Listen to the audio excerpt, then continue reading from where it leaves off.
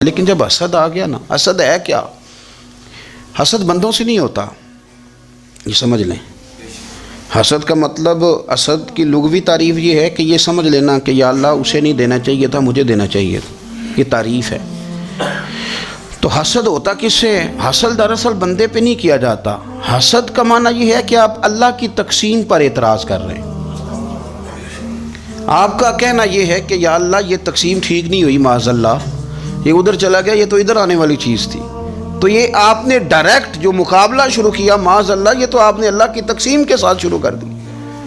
تو پھر دل میں بگاڑ آتا ہے، پھر انسان ٹوٹ پھوٹ کا شکار ہوتا ہے، پھر وہ کمزور پڑ جاتا ہے، پھر وہ ایسی باتیں کرتا ہے جو اس کے منصب کے مطابق نہیں ہوتی، کچی بات کرتا ہے، کمزور بات۔ اللہ بہتر جانتے ہیں کون سی چیز اس نے کہاں رکھنی ہے۔ رب کی حکمت پر اور اس کی دی ہوئی توفیق پر راضی رہنا ایمان کا تقاضا ہے، لیکن ہمیں تو چاہیے تقسیم اپنی مرضی کی۔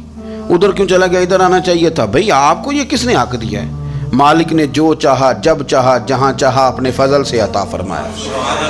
حسد، اور پھر اس کے اگر کوئی حسد نہیں کرتا تو لالچ شروع کر دیتا ہے۔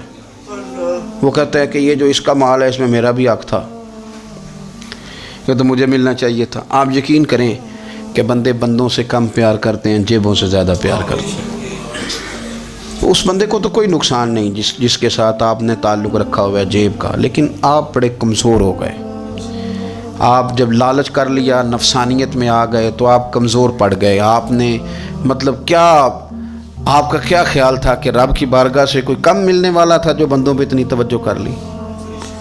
حضرت بہلول دانا رحمۃ اللہ علیہ نے کیا خوبصورت انداز ہے، رب کریم کے بندوں کی باتیں اللہ کے لشکروں میں سے لشکر۔ کیا سوچ تھی، کیا نظریہ تھا، کیوں یہ لوگ اتنے مضبوط تھے، فکری طور پر مضبوط تھے، فکری طور پر۔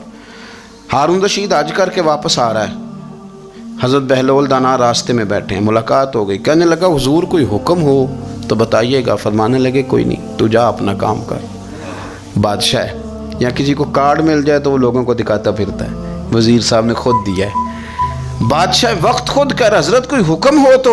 فرمایا نہیں، اللہ خیر کرے گا۔ تو کہنے لگا حضور میں نے سنا ہے آپ مقروض ہیں، تو بتا ہی دیتے۔ تو آپ مسکرا کے فرمانے لگے تیرا کیا خیال ہے بھلا؟ کہنے لگے حضور کس بابت؟ فرمانے لگے تیرا کیا خیال ہے کہ اللہ ہارون رشید کو دے گا اور بہلول دانا کو بھول جائے گا؟ تیرا کیا خیال ہے؟ رب کریم ہارون رشید کو تو دیتا جائے گا اور بہلول دانا کو بھول جائے گا؟ بادشاہ کہتا ہے کہ میں چکرا ہی گیا کہ بھلا اس سوال کا کیا جواب ہے؟ تو میں نے کہا حضور رب تو بھولنے سے پاک ہے، وہ تو کسی کو نہیں بھولتا، اسے نہ اونگ آتی ہے نہ نیند آتی ہے۔ تو فرمانے لگے جا پھر اپنا کام کر، جب مناسب سمجھے گا تو بہلول کو بھی قرضے سے نجات عطا کاری دے گا۔ تو جا اپنی ڈیوٹی کر، وہ جب چاہے گا نا تو میرے قرضے دور۔ تو کیا سمجھتا ہے کہ تجھے یاد رکھے گا مجھے بھول جائے گا؟ یہ کیسے ہو سکتا ہے؟ اور یار ادھر دیکھ میری بات سن، او بھائی وہ تیرا میرا رب ہے، یہ ہو سکتا ہے کہ امیروں کو دے دے اور تیرے جیسے میرے جیسے غریبوں کو وہ بھول جائے؟ یہ ہو سکتا ہے؟